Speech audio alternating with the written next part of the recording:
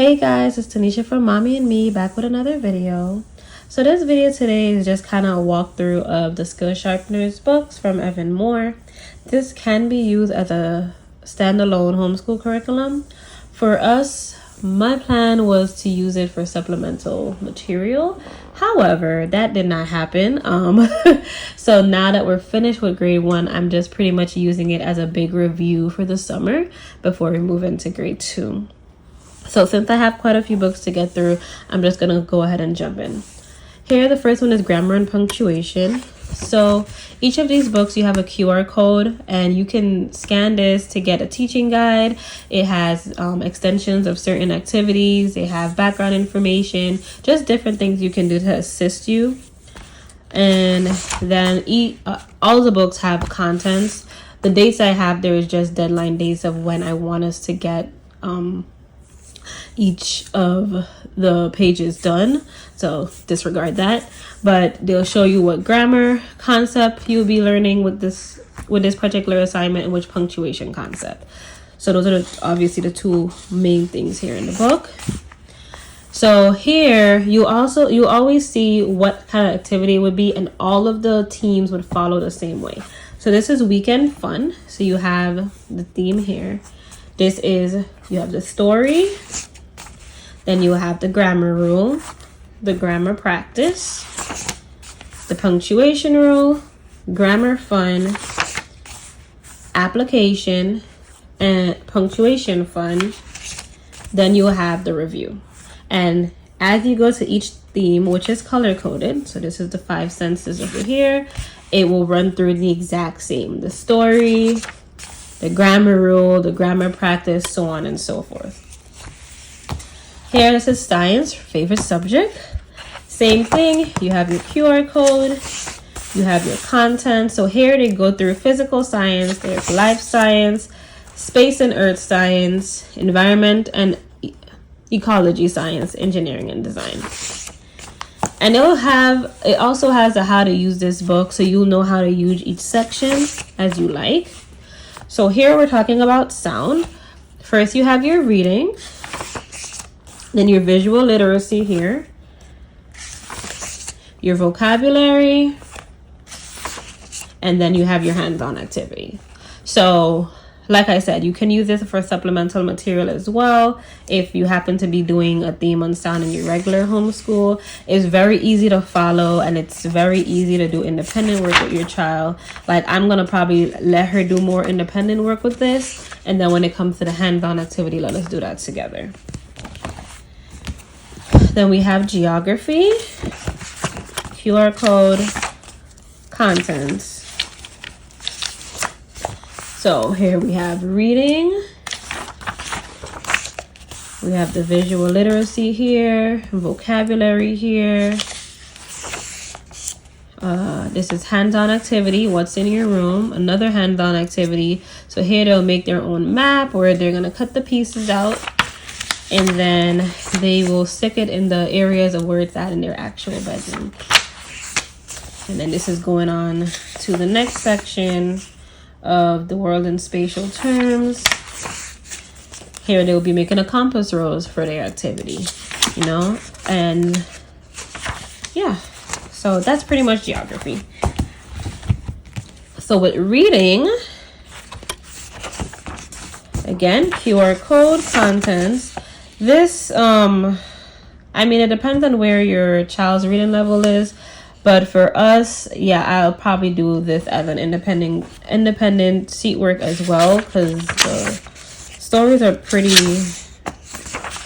easy. These are set up a little differently. So because it's just basic reading, you have what did it say. So in here, you pretty much mark the things that they actually did in the story, draw something about it. Here is so this is like recalling the details. Here you have the sequencing of events. So the child will cut and paste in order the before and after. And then here they're learning the P sound. So they'll pretty much color the stuff that starts with P over here. They're sequencing again. So cutting off, putting it in the right order.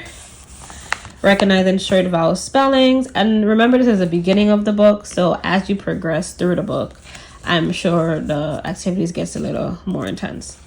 Blending words in the AP family, and then it goes on to the next story. And it goes like that throughout the end of the book. So it does, as you can see here, gets a little harder. So this is coming down to the end of the book. We have the myth and mitten, and you can see that the story got way longer, more words. You're still recalling the story details. You're putting things in order here. Here it's talking about using apostrophe, written words with the blending words with the word part itten. Here it's make them the same. Color crosswords. And then here it's saying practice this page until you can read it with no mistakes. So good reading practice. Then we have critical thinking, QR code, concepts. So this I'm probably going to do on a weekly basis because each section has all of this. So you're doing categorization, reasoning, decoding, drawing, creating. So it's kind of like a mix of everything in one. You're going to read about cats and dogs. Here you're going to kind of give your opinion and describe.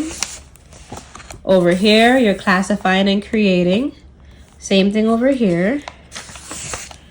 Then you have some compare and contrast here. You're going to create here by drawing this cat, following the directions. Here you are putting things in order. And you're applying, so there's this little code here to the code. And it'll show you, like, see, use context, the code, exactly what you're doing. Compute, so here you have some word problems. Reasoning, so you're kind of determining and solving what's going on. Here you have a solve with a maze, and then the fun part, the create, where they're going to create a pup, and that's how it's going to turn out. And here you get to write about the pup. And you get to your next section. So I think that this book was pretty neat. It's like one of my favorites, the critical thinking one. Then we have math. So the math is the same thing like the reading. You kind of start off pretty basic, you know, just writing number words and things like that, counting objects with 10, circling certain stuff. So more or less, dog bone measuring. I think it's pretty basic until, and then this is the first chapter. And then like when you get here, you know, you're doing bigger word problems. You're crossing out tens to subtract. You're doing the double addition, things like that, fractions. And you have measurements, adding more than one multiples. So I think that's pretty neat how they broke everything up and they just kind of progress with things. And honestly, we learned way more than this in grade 1. So I do feel like if she's able to get through these books quickly, I know she has like a solid background of kind of like what we went through with grade 1.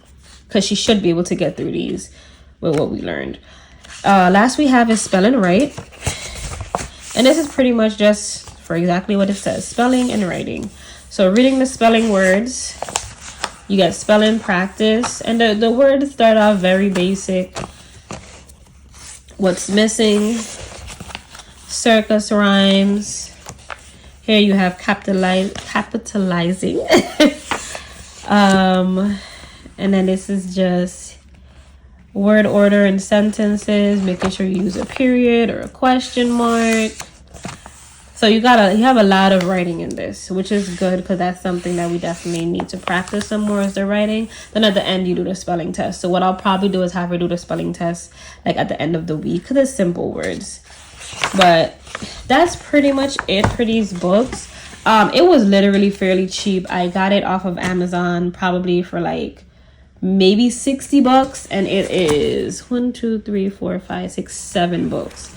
So I thought it was a pretty good deal. I do have the one for pre-K as well, and I'm going to put up a review for that a little later.